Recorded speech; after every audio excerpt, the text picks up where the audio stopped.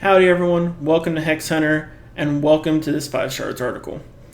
Today I want to cover a really great topic, something that is almost on everyone's mind. Everyone's been taking a look at what its effect has been on our economy, and since Hexonomics is all about figuring out what's going on in the hex economy and what you can do about it, I think this is a great time to take a look at two vast and wonderful topics. We're going to be taking a look at what's going on with gold, and we're going to be taking a look at how to prepare for set 3.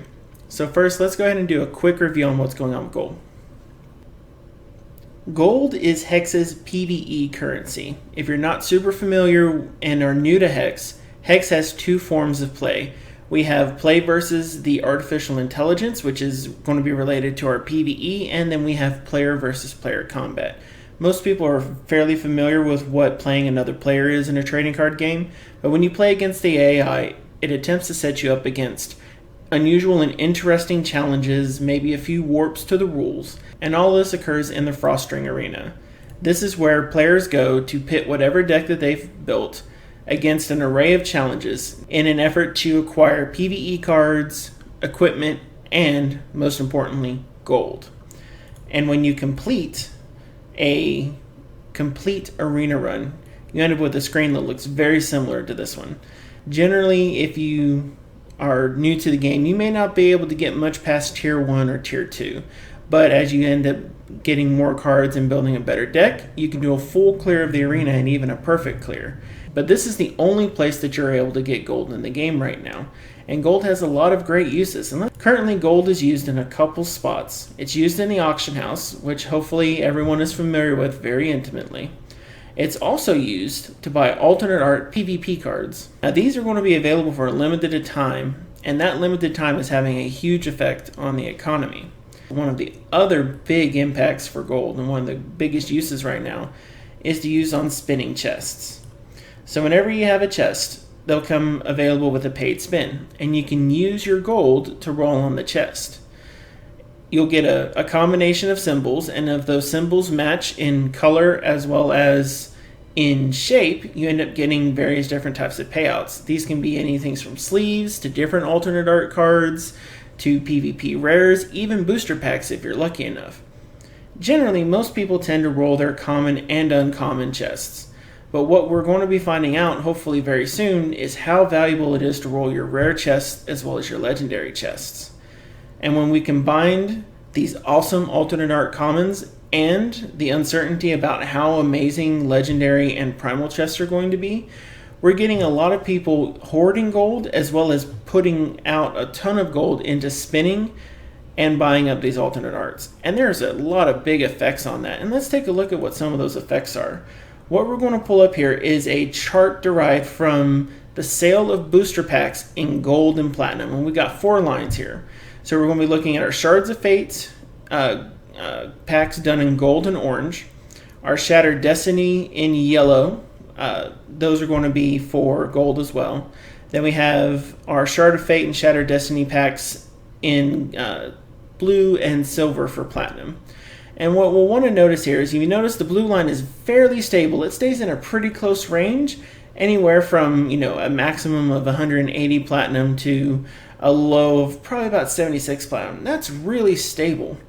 And if you take a look at the gray line, well, we started with some really low prices in platinum, but it spiked up and it leveled out for a little bit. Generally, aside from what's going on with Shards of Fate packs, that's pretty stable. But now let's take a look at the orange line and the yellow line. So we see that those lines are pretty high on the 5th or on the 3rd, the 4th, the 5th, the 6th, and the 7th. But on the 8th of May, we learned that they were very serious about having the alternate art cards available for a limited time in the store. And this sent everyone into a tizzy. And what we ended up seeing is we started seeing people, they bought up all of the alternate art cards that were on the auction house, and they relisted them for a much larger amount of platinum. And one of the things that people have been trying to do is find as many ways to raise gold as possible. The primary way to get new gold is through the arena. We just checked that out. The only other way to get gold is through the auction house, basically trading your cards, your packs, your equipment for other people's gold who have earned it in the arena or who earned it way back in the time when we used to get it from tournaments. And what's ended up happening is a bunch of packs have flooded in, and there's not enough gold to keep up with 30,000 per pack price for Shattered Destiny and Shards of Fate packs. And so we see that it tanked. And the lowest you can pick up a pack right now can be anywhere around 15,000 gold, 15,500.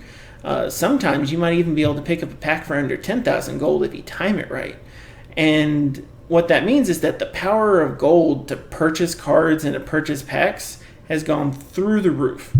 So this may not be the best time in the world to sell specific cards, let's say like rares or legendaries for gold, because people are spending all of that gold on booster packs. Getting thousands of gold for a card or getting thousands of gold for equipment is going to be really hard, but you know what sells really great right now? Commons and uncommon cards. This is the time where you can take all of those extra commons and uncommons, and while they're competing a little bit for those booster packs, people are being able to snap up really great cards for their arena decks so that they can start generating fresh gold so that they can go in and buy their alternate arts and increase their pack collections, getting ready for when Set 3 finally comes in. And speaking of Set 3, it is extremely important that we make sure that we have everyone prepared for when Set 3 comes. If you've been able to pay attention to what's been going on over in Germany, Corey visited one of the conventions, the role-playing convention in Germany. He had a great interview with Cirrus, and Cirrus got some fantastic scoops. And one of the biggest scoops that he got was a timeline for when Set 3 is going to come out. And we know that Set 3 should be before Gen Con. Well, Gen Con happens to be at the end of July, early part of August. So this means that within 6 to 9 weeks maybe, we may be switching over sets. Now that's quite a few weeks as far as it comes to general play, but it's not so far out that you can't start thinking of the best ways to complete your Set 1 and Set 2 play sets and get ready for your Set 3. Generally what ends up occurring on the auction house right before a set changes out is people begin raising capital. The way they raise capital is you have to sell your good cards, the cards you know that people are going to want. All of those extras, you sell them for platinum so that you have a stock of platinum ready to go to buy fresh packs or to buy packs from the auction house as soon as they become available for Set 3. What that ends up meaning is when you want to buy cards, you're going to get fewer commons and uncommon cards listed, but you're going to get more rare, promo, and legendary cards listed. This is absolutely fantastic for players on a budget. If you need a couple cards to complete your playset, the auction house is the place to go. If you're looking to draft, at this point people are not going to be as interested in packs and they're preparing for Set 3 drafts. That's a great time to drop some of your gold on some booster packs or to see if we can take advantage of some of the platinum prices. It's a pretty good chance that we'll also see the price of packs drop a little bit, maybe a week or two, or as of the announcement for when Set 3 is going to come out. So if you're looking to time things, look for when the announcement comes out, because that's when we're going to see people shift into gear. And going back to the chart, the day after the announcement occurred, the day after, everything was fine and dandy on the 7th, the day after on the 8th, boom, it drops. So the instant that update goes up, if you're going to try to time things, you're going to want to be having your cards set up at the prices that you think that they will be able to sell for right before the update goes. But being prepared for Set 3 is extremely important for a couple reasons. You want to have the right amount of platinum to set up your draft scenarios that you're going to want to do. And you're going to need more packs this time because the way draft is going to turn out. Drafting with Set 3 is going to be 3 Set 3 packs. You're not going to need any Set 1. You're not going to need any Set 2. Those packs are going to be relegated for constructed purposes as well as getting the cards necessary to complete your arena decks.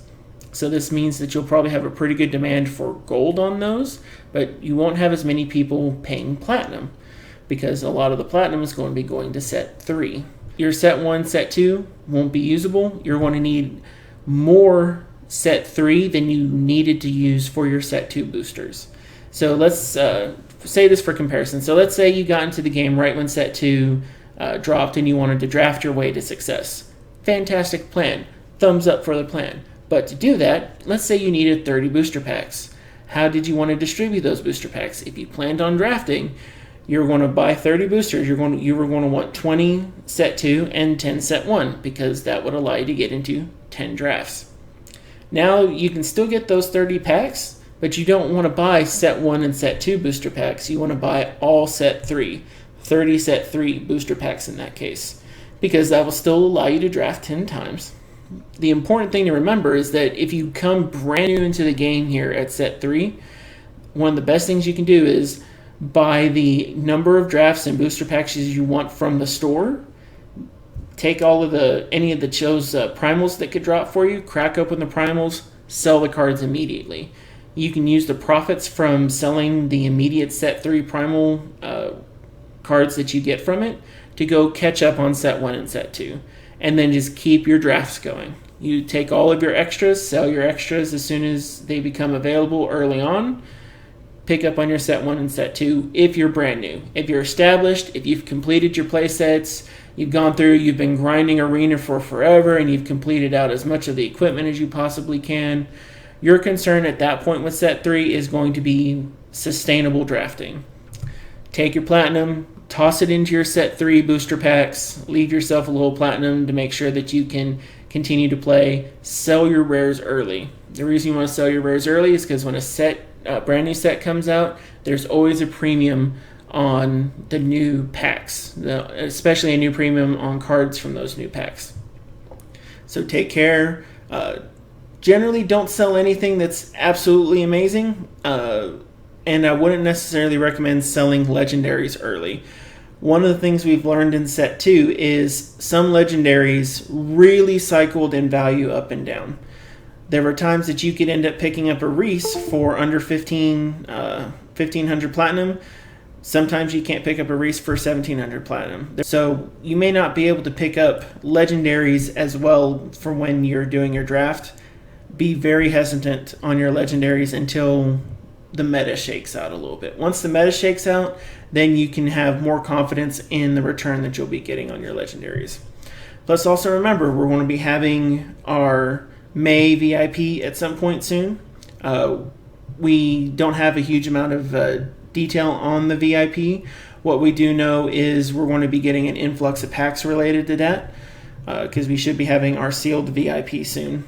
And with that sealed VIP, or even in the constructed VIP, both of those types of VIP drastically affect the auction house. So be careful, be wary, and with it coming around a set launch, definitely watch the Hex news. So that gets us pretty well prepared for set 3. We talked a little bit about how gold was coming out of the economy.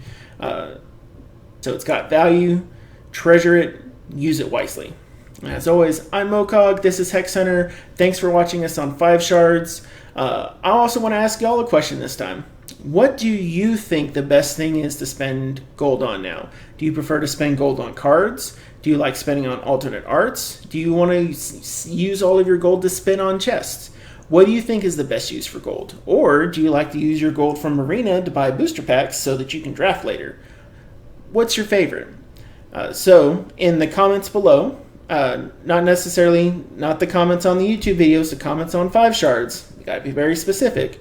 Everyone who comments on 5 Shards gets to be entered in for a really super special sleeve, and we'll go ahead and show off that sleeve. So the super special sleeve that y'all can be entered for is the exclusive sleeve that has come out of role-playing convention over in Germany. So if you're super excited about that, tell us what you think gold is worth spending on. And as always, I'm Mokog, this is HexHunter, and thanks for watching us through 5 Shards. Have a good one.